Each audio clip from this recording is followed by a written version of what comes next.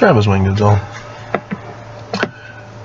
So, Tad Walsh of the Deseret News, the church's propaganda press, did an article today about why the Church of Jesus Christ of Latter-day Saints supports the Respect for Marriage Act. And you'd think he'd tell us the truth, that it was only after the church got their exemption clause put in that the church finally approved it. Because they didn't approve it before then. They approved it after they put their own clause in, the exemption clause. And so they have no respect for LGBTQ marriages. They've been making that clear since 1959 when they were electrocuting gay people. And it was only banned in Utah last year. And still there was talk this year about bringing it back. The church will if this Respect for Marriage Act gets passed.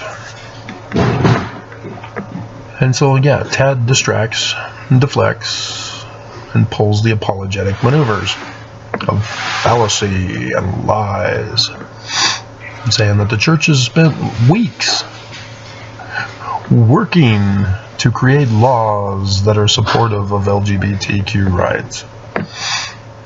No, Tad. They've been working to put their executive or exclusive exempt clause in all of the bills, such as Arizona, Utah. And if you don't understand why Arizona and Utah, you don't understand church history with Brigham Young and what they're planning to do. And it's to take back and restore their kingdom with all their atrocities, as I just found out today of confirmation of a far deeper plot than I was even thinking. But I was warning you about it, that they're going to restore polygamy and have to dip into the child brides in order to maintain polygamy for at least the leadership, because there won't be enough women, pretty women. Oh dear God. And it's from the New York Times, and so they're quoting from a Tabernacle Talk, and so it's not necessarily missionaries going to New York, but it's for the New Yorkers, and there were missionaries in New York at the time that this was put in there. But even if he didn't make that quote, because I looked for anything in the Journal of Discourses or any kind of talk that's been unpublished by Heber C. Kimball on those dates, and there's nothing that I can find. There's dates around those dates in the Journal of Discourses. Brigham Young has instruction to the missionaries. I did find a talk by Kimball about how he wants to restore the kingdom, and outright lies, saying that Brigham Young is the legal successor of Joseph Smith.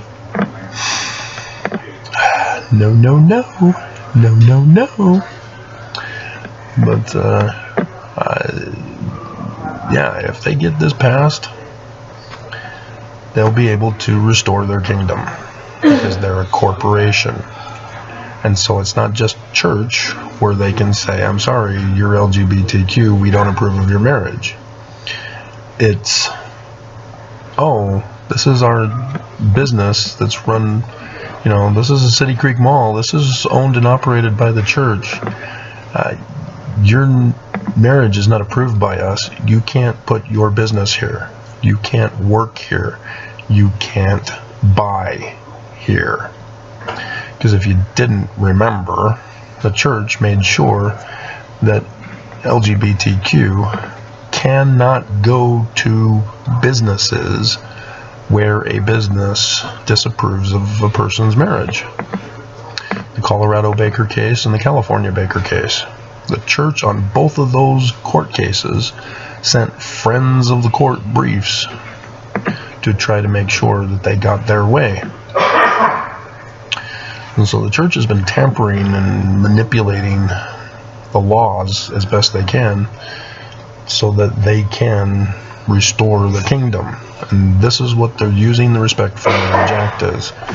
And Tad, of course, being the loyalist to the church, has to come up with an alternate explanation as to what the church is up to, and completely ignores the exempt clause.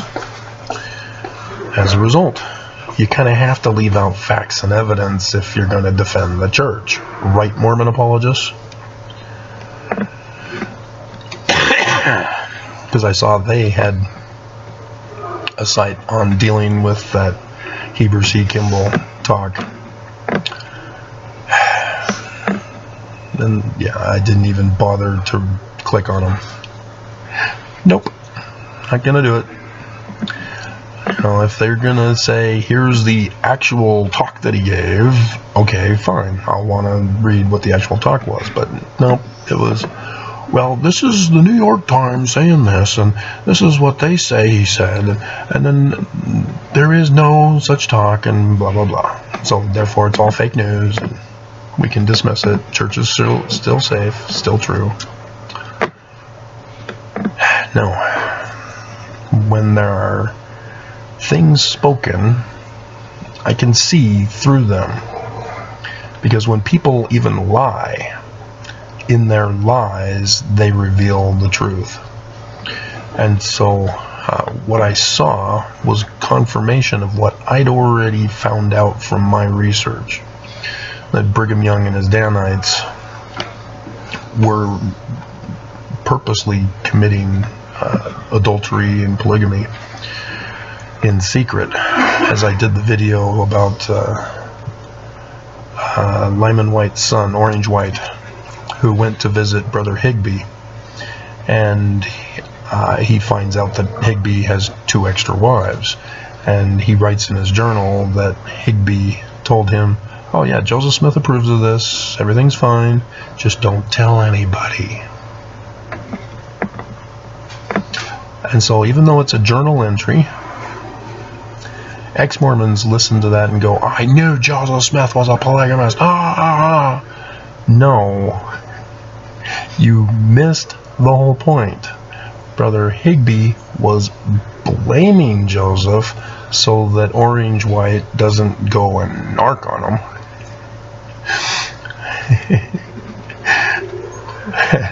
Which isn't likely to happen because Lyman White was also part of the Danites.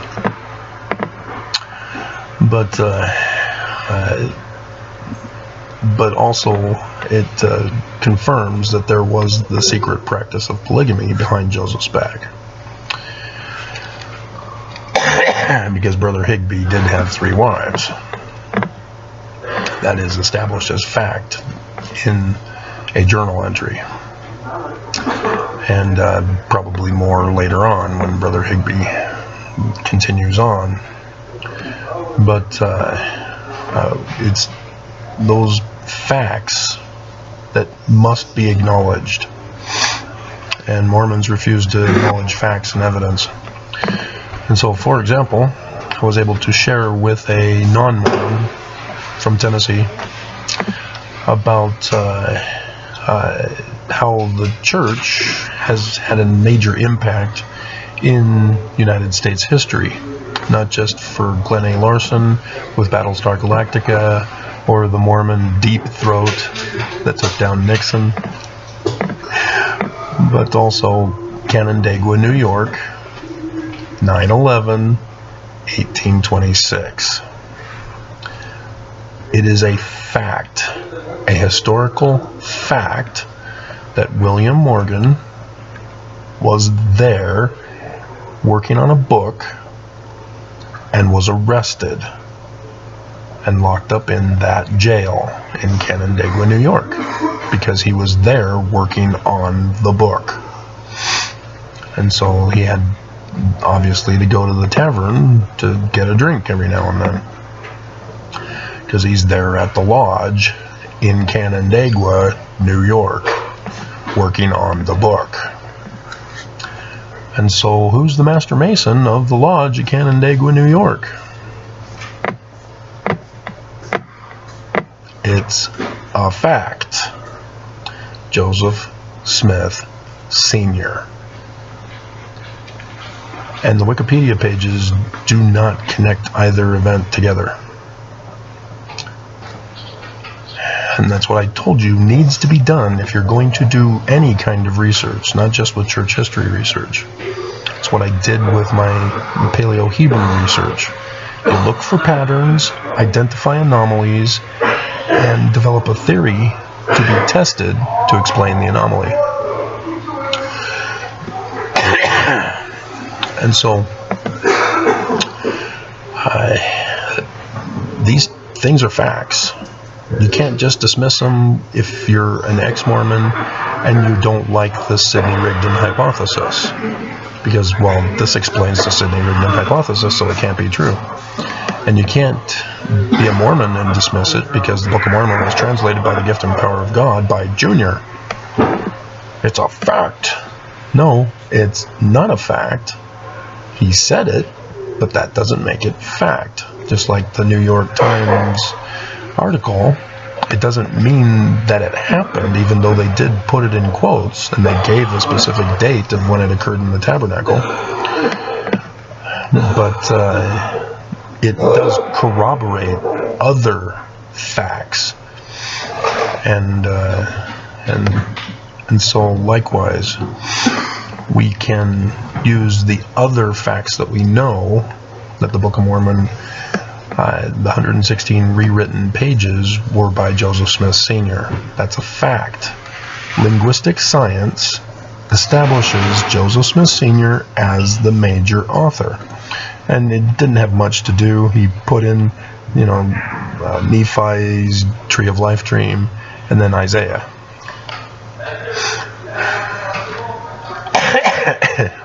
But that alone is sufficient to tie it to Joseph Smith Sr. And then the rest of the book was Sidney-Rigdon. And so if you deny that Sidney-Rigdon is the major author of the Book of Mormon, whether you're a Mormon or whether you're an ex-Mormon who doesn't believe in that theory, you're wrong. You're denying facts and evidence. You have to explain all the facts. You can't just dismiss it because you can't explain it in your theory. That's not how theories work. And your theory is supposed to be discarded if you're going to pull that kind of a stunt. So Mormons, your theories have to be discarded because you're pulling that kind of stunt. And so,